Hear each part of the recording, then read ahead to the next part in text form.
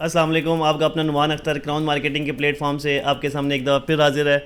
आप लोगों को डिफरेंट अपॉर्चुनिटीज़ हम लोग शेयर करते रहते हैं। आप लोगों को रियल एस्टेट के बारे में बड़ी नॉलेज शेयर करते रहते हैं। डिफरेंट सोसाइटीज़ की कोई नई पॉलिसीज़ आती हैं वो शेयर करते रहते हैं। तो एक बड़ा आजकल बड़ा कॉमन क्वेश्चन हुआ है, डिफरेंट लोग हम लोगों से इस बारे में बात करते हैं और ये क्वेश्चन करते हैं, कहते हैं कि इलेक्शन से पहले पहले हमें पाकिस्तान में रियल एस्टेट में इन्वेस्टमेंट करनी चाहिए कि नहीं करनी चाहिए। मैंने कहा चलें आज इसी पे वीडियो बनाते हैं और आप लोगों को भी इस चीज़ की नॉलेज देते हैं कि आप लोगों को इलेक्शन से पहले पहले इन्वेस्टमेंट करनी चाहिए कि नहीं करनी चाहिए।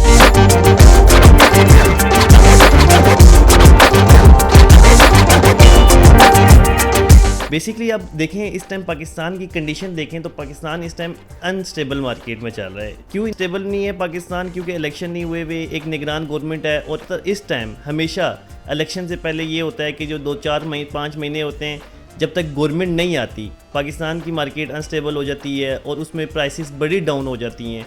ये उन इन्वेस्टर्स के लिए अच्छा मौका होता है जो रियल एस्टेट में इन्वेस्टमेंट करते हैं। जैसा देखें अभी पिछले अरसे में क्या हुआ कि गोल्ड की प्राइस बड़ी अप गई, लोगों ने गोल्ड में इन्वेस्टमेंट की, लोगों ने डॉलर में इन्वेस्टमेंट की, डॉलर की प्राइस बड़ी अप गई।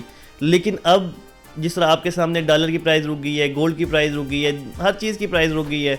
लेकिन मैं आपको ये बताता जाऊं कि अब रियल एस्टेट नेक्स्ट आपको 5 to 6 मंथ्स में आपको नजर आएगी बूम करती हुई। हमेशा क्या होता है कि आप कोई प्लॉट भी ले रहे हैं या रियल एस्टेट में इन्वेस्टमेंट कर रहे हैं, वो एक दफ़ा ऊपर जाएगा, फिर उसके बाद बूम करेगा और उसके बाद एक दफ़ा डिक्लाइन भी आता है। ये डिक्लाइन क्यों आता है? क्योंकि बहुत से ऐसे इन्वेस्टर होते हैं, बहुत से ऐसे क्लाइंट होते हैं जिन्होंने प्रॉपर्टी बाय नहीं की होती और वो एक आर्जी बूम की वजह से ऊपर चले जाती है और वो रियल क्लाइंट का मिसिंग हो जाता है।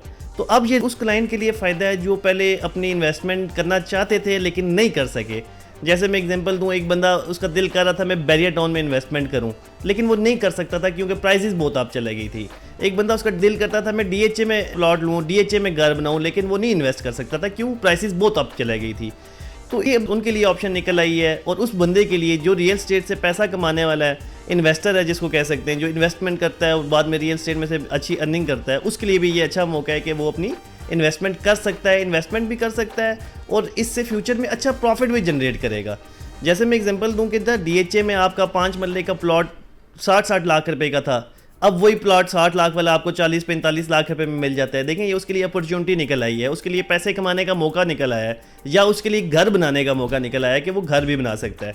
इसी तरह बैरियर टाउन के अंदर अगर 5 मरले का प्लॉट 40 लाख रुपए का प्लॉट था, अब 20 से 25 लाख रुपए के अंदर निकल जाता है। 10 मरले का प्लॉट अगर करोड़ रुपए का प्लॉट था 70 से 80 के दरमियान मिल जाता है। इसी तरह डीएचए के अंदर पहले जो करोड़ रुपए का प्लॉट हो गया था वो अब आपको कम से कम 70 से 80 के दरमियान निकल आता है। ये वो अपॉर्चुनिटी है कि आपको नज़र आ रहा है कि रियल एस्टेट ने इससे बैक मारा था। हमेशा होता क्या है कि जब भी रियल एस्टेट अप जाती है ना, वो जो एक्चुअल जो रेट होता है ना उसका, उससे ऊपर जाती है। ये देखें कि आपके पास वो अपॉर्चुनिटी है कि अगर आप अभी इन्वेस्टमेंट करते हैं किसी अच्छी सोसाइटी में, जैसे कि मैं एग्जांपल दूं आपको, बैरियर टाउन हो गया, डीएचए हो गया, आपका गुलबर्ग हो गया, फैसल टाउन हो गया।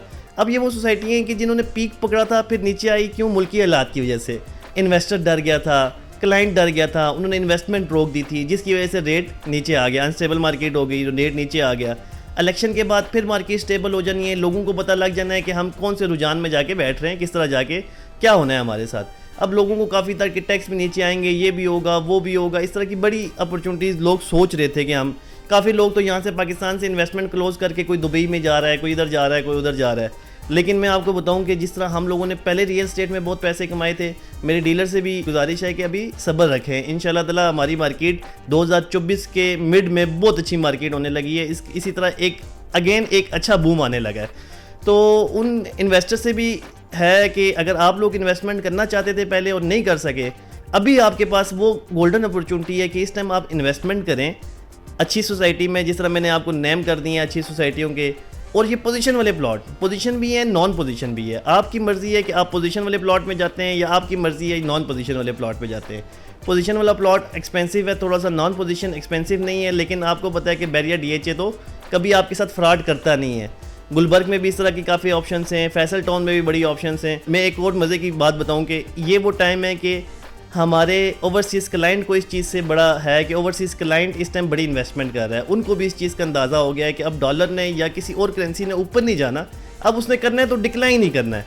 अब वो जितना भी पैसा है ना जो पिछले 5, 6, 7, 8 महीनों से रुका हुआ था, अब वो लोग इन्वेस्टमेंट कर रहे हैं और वो बेसिकली वो इन्वेस्टर हैं, अच्छे इन्वेस्टर हैं और वो डिफरेंट अपॉर्चुनिटीज़ कोई DHA में लगा रहा है, कोई बैरिया में लगा रहा है, लेकिन DHA में लोगों की मोस्टली कोशिश है, क्योंकि DHA एक ना आप कह सकते हैं कि एक अकेले बंदे की सोसाइटी नहीं है, ये एक कोऑपरेटिव सोसाइटी है। इसमें डिफरेंट मतलब कोई ओनर जिस तरह होता है ना कि एक सोसाइटी का, जिस तरह मैं एग्जांपल दूं कि बैरिया टाउन का मलक रियाज ओनर है, खुदा ना खास्ता इसका कुछ हो जाता है तो फिर बड़े मसले मसाइल शुरू हो जाते हैं उस सोसाइटी के साथ। अभी आपने देखा होगा कि बैरिया टाउन के मलक रियाज के साथ एक छोटा सा इशू है और उसकी वजह से पूरी मार्केट अनस्टेबल हो गई है। बैरिया टाउन की, पेशावर की मार्केट डूब गई, कराची की मार्केट बहुत अनस्टेबल हो गई है, लोगों का करोड़ों अरबों रुपए का नुकसान हो रहा है, खाली क्या मलक रियाज की वजह से। इसलिए मैं आप लोगों को ये कहता हूँ कि ऐसी इन्वेस्टमेंट करें जिस तरह DHA एक इदारा है, आपको इन्वेस्टमेंट कराता है तो उसका जामिन भी रहता है और आपको ये भी पता है कि DHA ना फ्रॉड वाली गेम नहीं होती कि मतलब एकदम ही जुआ लग गया जी, इसमें एक आपका प्लॉट 25 लाख रुपए का प्लॉट था,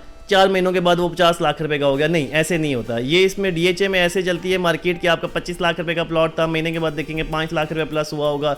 आहिस्ता आहिस्ता करते करते एक जगह पे जाके ना वो रुक जाती है मार्केट, जिसकी वजह से इन्वेस्टर को नुकसान भी नहीं होता, इन्वेस्टर खुश भी होता है। और इनकी लोकेशन देखी जाए, अगर DHA की लोकेशन देखी जाए तो मेरे ख्याल से इस एरिया में सबसे अच्छी लोकेशन DHA की है, इससे अच्छी लोकेशन भी कोई नहीं हो सकती। और डेवलपमेंट के भी लिहाज से भी आप देखें तो इनसे आगे कोई अच्छा डेवलपर भी नहीं है। तो ये वो टाइम है आप लोगों के लिए कि इन्वेस्टमेंट करें और फ्यूचर के लिए अच्छे रिटर्न के लिए आप लोग तैयार हो जाएं। या वो लोग जो मिसिंग हो गए थे, जिन्होंने नहीं बाय कर सके प्रॉपर्टी उस टाइम पे, ये उनके लिए अच्छा टाइम है कि वो इन्वेस्टमेंट करें और फ्यूचर के लिए अच्छे से अच्छा मार्जिन बनाएं। या अपना घर के लिए कोई प्लान कर रहे हैं तो उसके लिए प्लॉट लें और फ्यूचर में घर बनाएं। Thank you.